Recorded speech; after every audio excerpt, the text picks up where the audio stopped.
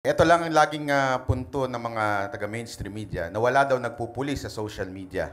Ang tanong, hindi niyo po ba alam yon na meron nagpupuli sa social media? Simpleng tanong, sino po yung nagpupulis na tinutukoy ninyo para alam ng publiko? Go ahead. Kung ang bawat network, meron silang network, may mga boss, di ba? Mga reporter, may boss. Ang social media ay meron ding tinatawag na community guidelines. Doon sa platform na pinagsusulatan nila. Una yon na nagpupuli sa kanila. Pag naglabas ka ng fake news, tatanggalin ka. Kaya nga meron tayong tinatawag na fact checker. Yun ang nagpupulis. Pangalawa, ang nagpupulis doon ay mismong batas ng Pilipinas. Kumpleto, sapat ang batas ng Pilipinas tungkol sa cyber, crime, libel at defamation. Sapat na po yun. Ibang usapin yung cybercrime sapagkat ito ay sumasagka sa batayang kalayaan, hindi lang ng mga periodista, kundi pati na rin ng ordinary citizens. Panahon pa ng Aves de Rapina ay talagang na-weaponize na po yung libel.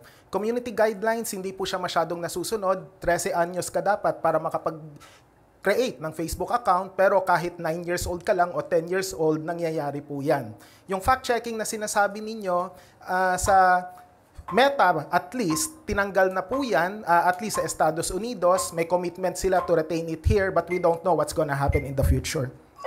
Nagkakamali po tayo kung iisipin natin ang the only way to police social media is through authorities doing so. Nangyayari din kasi po yan na merong agad-agad, mabilisang instantaneous na sagutan na nangyayari. Pag may isang taong nagsabi ng hindi totoo, may maraming taong lalabas dyan at magkasabi, mali po yung sinasabi niyan, ito po ang proof na mali. So, instantaneous. Similar po yan sa sitwasyon na dati, meron tayong mga letters to the editor. Ito, mas instantaneous, mas immediate ang reaction, ang feedback na nangyayari. Maraming salamat po.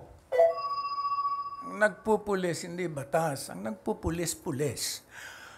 Kaya iyang social media, walang nagpupulis na pulis dyan. Dahil iyan ay individual na diskarte. Yan ay kanya-kanya. Ang pagkakaiba niyan, sa mainstream media, may sistemang pinapasok sa social media. Kahit sa mainstream media, kahit ka galing sa social media, pag sumwitch ka sa mainstream media, dadaan ka dyan. Gusto ko lang din pong linawin na may sobrang dami na rin mga mainstream media outlets na may presensya sa mismong social media. So, nasa na nga ba talaga ang linya? Nasa na ba talaga ang delineation na ito? Yun po yung tanong eh.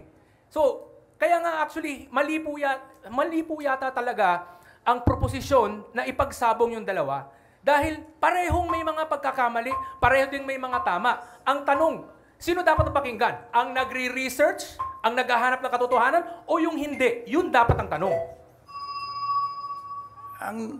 Ang tinitingnan hindi yung media person.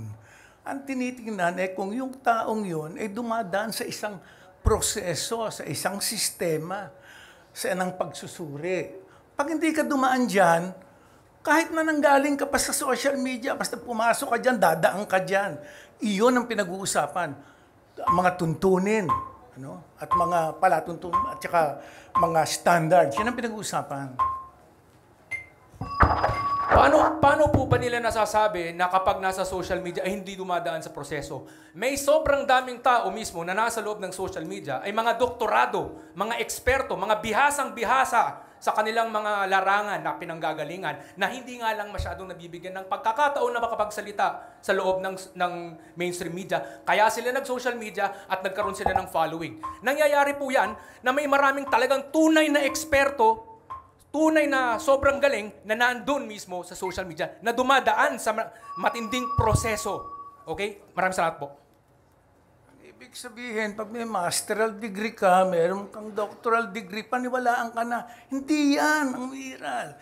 Kaya may doctorate ka, kaya masteral degree ka, kung nahandong ka sa mainstream media, dadaan ka sa isang proseso. Yun ang sinasabi ko. Ang pinag-uusapan dito, yung proseso, yung standards. Hindi po pwedeng ngayon, doktorado ka pakinggan ka na namin. Hindi yan pinag-uusapan dito. Okay, pakinggan naman po na, Ginoong Banatbay, bago po tayo magpalit ng ating topic.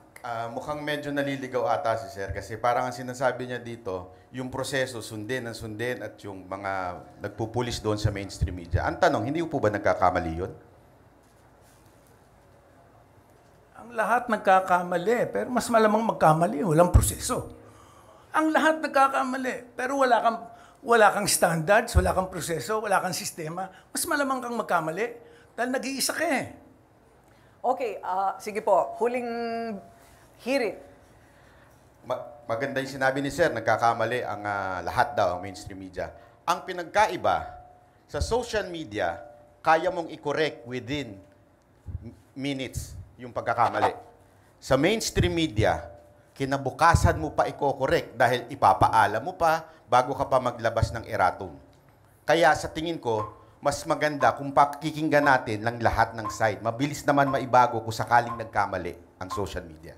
May mga pagkakataon na ang mga social media influencer ay pinagpipilitang mali ang isang mali, hindi binubura at pinagpipilitang tama sila. At dito, makikita natin ang isang willful ignorance din with regard to how the media work. Ang mga social news media organizations, yung mga may Facebook, may Twitter, etc., mabilisan din yung pag-correct, lalo na kung kinakailangan ito. Siguro yung tinutukoy mo, yung mga magazine at mga dyaryo na kinabukasan pa o sa isang linggo pa makakapag-issue ng erratum. Isang salita lang, iba ang gatekeeping sa censorship. We go for gatekeeping.